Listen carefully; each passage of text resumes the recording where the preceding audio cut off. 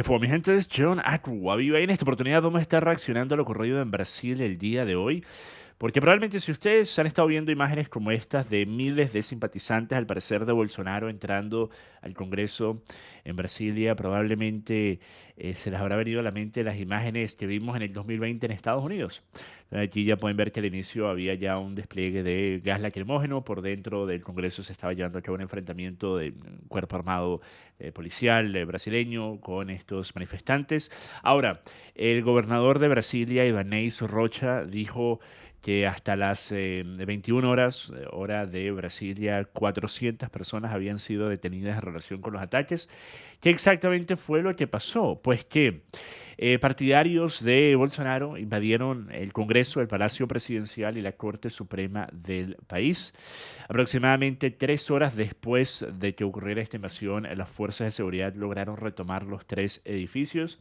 Ahora, Lula ha culpado a Bolsonaro de esto. Dice que la culpa es de él, que ha estado alentando a sus simpatizantes a llevar a cabo este tipo de actos desde Miami a través de las redes sociales. También dijo que había una falta de seguridad en la capital, diciendo que las autoridades habían permitido que fascistas y fanáticos causaran estragos. También Bolsonaro rechazó las acusaciones en su contra y condenó lo ocurrido en Brasilia, ¿verdad? Algo que quizás algunas de las personas que estaban allí en esa manifestación quizás hubiesen esperado, no hubiese sido el caso, pero sí, las declaraciones de Bolsonaro en su cuenta de Twitter fueron: las manifestaciones pacíficas en forma de ley son parte de la democracia. Sin embargo, las depredaciones e invasiones de edificios públicos como las ocurridas hoy, así como las practicadas por la izquierda en el 2013 y 2017, escapan a la regla. En otro tweet también dijo,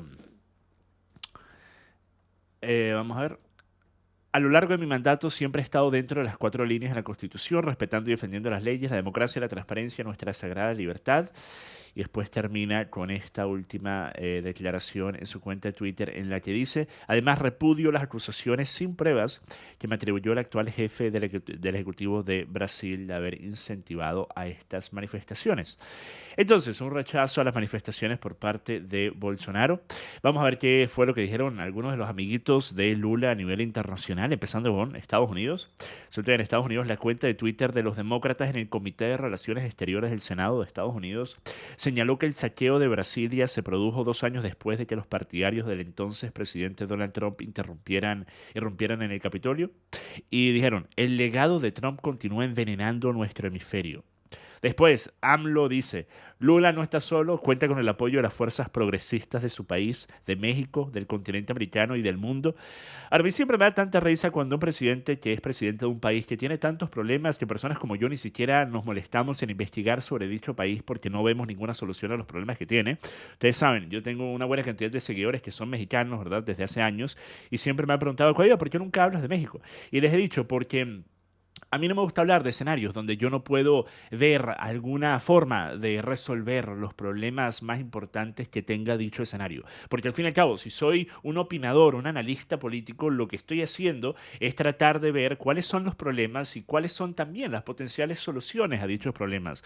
No tiene verdaderamente ninguna utilidad únicamente decir esto está mal si no tienes alguna opción para que deje de estarlo, para que pueda mejorar. Y con el tema mexicano, desde hace años, hay tantos problemas que yo no puedo siquiera empezar a tratar de descifrar el código Da Vinci que haría falta para que México pueda dejar de ser, pues, algo más que un escenario para películas de acción, ¿verdad? Entonces, sí, siempre me resulta curioso cuando personas como AMLO creen que es un rol importante para él el mostrar fuerza y lealtad y apoyo con otros países, ¿verdad? Mientras que los que necesitan de esa lealtad, de ese apoyo y esa fuerza son los ciudadanos a los que supuestamente él dice representar. Pero en fin, ya se puede hacer. Ahora, por otro lado, en Chile, Boric denunció el ataque cobarde y vil a la democracia y dijo que el gobierno de Lula tiene respaldo total de Chile. Ahora, esto es entendible, ¿verdad? Porque al fin y al cabo, Boric es una persona que él detesta las protestas, ¿verdad? Una persona que jamás en su vida ha estado en una protesta. Eh, bueno, en fin. Con el tema de Boric, no me da tanta risa, porque Boric no solo es una persona que ha apoyado las protestas en Chile en los últimos años. Boric es una persona que únicamente existe en el panorama político porque fue un líder estudiantil que estaba liderando protestas en Chile. Esa es la única razón por la que él logró surgir antes de llegar a la presidencia. Entonces, el que él, de todas las personas, el que él diga que estas protestas son viles y cobardes y que son un atentado en contra de la democracia, bueno, ¿qué se puede esperar? Una vez más, de una persona como Boric, pero siempre me da risa cuando esta gente no entiende que es tan fácil desmontar los alegatos que hacen cuando tienen los historiales que tienen. Es como una persona que diga, ay, yo detesto la infidelidad, y una persona que le ha sido infiel a sus 10 esposas previas, ¿ok? Ahora, cuando vemos las declaraciones hablando de las 10 esposas previas, vemos a Maduro. Maduro dice que los grupos neofascistas buscan derrocar a Lula y obviamente mostró todo su apoyo a Lula, ¿verdad? Así que es un apoyo muy importante porque al fin y al cabo, si hay un país que respeta la democracia, es Venezuela con el régimen chavista al poder. Por otro lado, habían también declaraciones que me pasaron de Petro. Petro puso un tweet en el que dijo, si es que lo puedo encontrar por aquí, no estoy seguro si ya lo cerré o no, vamos a ver. Ok, aquí está. Pedro pone, el fascismo rompe y violenta el arte. Muera la inteligencia, gritaban en España. Ahora lo hacen en la Latinoamérica que vota por el progresismo, ¿ok? Ahora, me parece curioso, ¿verdad? Que el progresismo en los últimos años, corríjame si me equivoco, ¿verdad? Pero utilizar la palabra progresista y progresismo creo que se ha vuelto prevalente en políticos izquierdistas latinoamericanos en los últimos 3 años. Antes de eso verdaderamente no se escuchaba con tanta frecuencia. Ahora es una palabra común del léxico político del izquierdista latinoamericano. Por eso es que yo utilizo la palabra progre con tanta frecuencia, por ejemplo, en los títulos de los videos que hago, porque ya se entiende qué significa. Por la razón por la que me resulta curioso es porque obviamente yo soy una persona que ha estado siguiendo principalmente la política estadounidense desde hace más de una década. Entonces yo siempre tenía en cuenta y tenía en mente la idea de la palabra progressive para referirse a un izquierdista, ¿verdad? Pero al parecer lo han adoptado en Latinoamérica y lo utilizan con mucha honra, ¿verdad?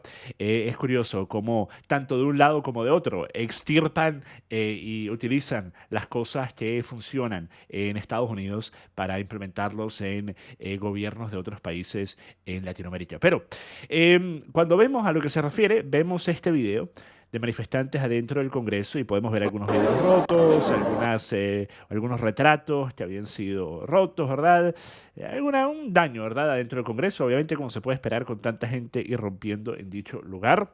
Ahora, una cosa que me resulta increíblemente cómica es que Petro es la misma persona que en épocas pasadas no ha tenido ningún problema con las protestas en Colombia. Él ha dicho cosas como estas en el 2019. Mis amigos de Colombia, firme, esto se llama ni más ni menos paramilitarismo y está prohibido por la ley y la Constitución. Si tuviéramos la fiscalía estarían bajo investigación. El derecho a la protesta es fundamental y universal, base de cualquier democracia, ¿ok? Al parecer no de la democracia brasileña, todas las demás. Si respetan el derecho a la protesta, y después habla sobre qué se debería hacer para tratar de luchar en contra del cambio climatológico, y dice, o es que el respeto a la protesta solo es poner oídos sordos. Es, amigos, atender el reclamo ciudadano. Curioso, ¿verdad? Entonces, es deber de organismos públicos y de políticos el atender los reclamos ciudadanos cuando estos se manifiestan en forma de protestas, ¿verdad? Pero una vez más, esto únicamente aplica cuando las protestas son de parte de grupos a los cuales tú apoyas y que están buscando promover la agenda que tú quieres imponer. En cualquier otro escenario son actos de fascismo que atentan en contra de la democracia y que son parte de la extrema derecha loca, ¿ok?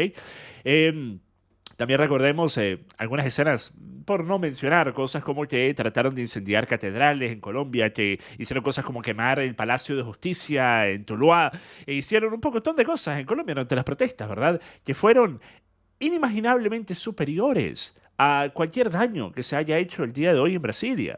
Ni hablar de Chile. Chile, semanas y semanas de destrucción a una escala verdaderamente vergonzosa, histórica, ¿verdad? Estamos hablando de personas que en aquellas épocas estaban totalmente de acuerdo con el derecho de estas personas que estaban destruyendo ciudades enteras de protestar y de continuar protestando, pero que ahora, al momento en el que lo deciden hacer simpatizantes al parecer de Bolsonaro, pues ese derecho ya no existe. Por eso es que publiqué este meme en mi cuenta de Twitter.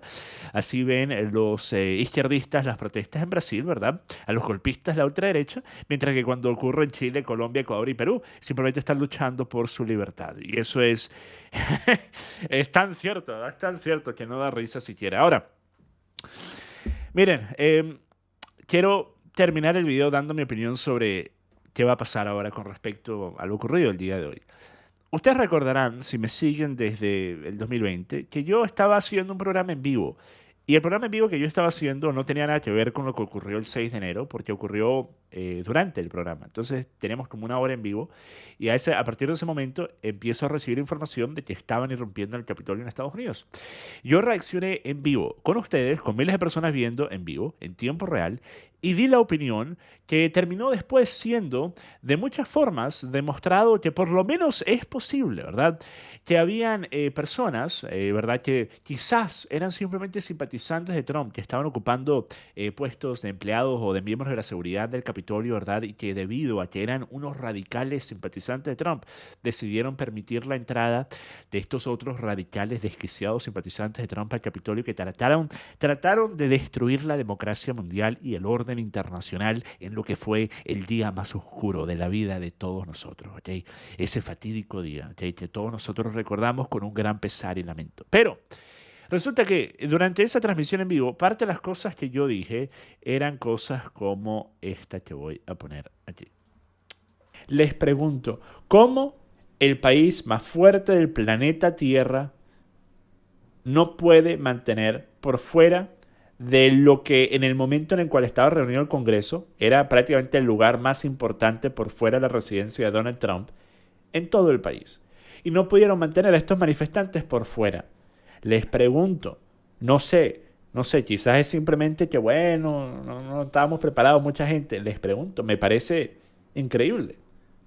Y no increíble desde el punto de vista que no me esperaba esto. Increíble desde el punto de vista que no me lo creo. Entonces, por fuera del hecho que parezca una estrella porno de los años 70, ¿verdad? Con ese bigote y ese pelo y esa camisa con el botón abierto, una camisa rosada. Entonces, por fuera de que estoy hablando, viéndome como que estoy a punto de ser una estrella, de ser una nueva escena, ¿verdad? En una película. Y encima de eso, parezco mi papá, ¿verdad? Parezco 20 años mayor con el bigote así, ¿verdad? Pero, encima de eso, al tener el bigote así, yo tengo buena genética para bigote, terrible genética para barba, ¿verdad? Entonces, la barba, miren. Tengo todo este espacio vacío y bueno, no tengo ninguna esperanza de que en algún momento estos espacios se vayan a llenar. Entonces la genética de la barba pues no me funcionó, pero para bigote sí, puedo crecer tremendo bigote. Entonces yo algunas veces lo dejo crecer a ver hasta dónde llega y es una cosa tan incómoda y tan impráctica, ¿vale? Tan impráctica. Yo recuerdo, por ejemplo, el verano pasado, yo tenía un bigote, me estaba llegando casi que hasta los bordes del rostro.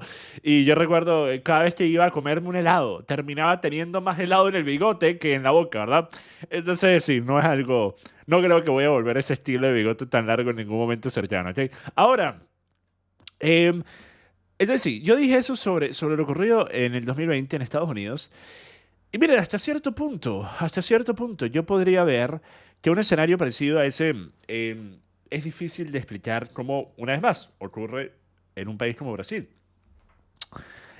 Ahora, hay algo que se puede decir sobre esto.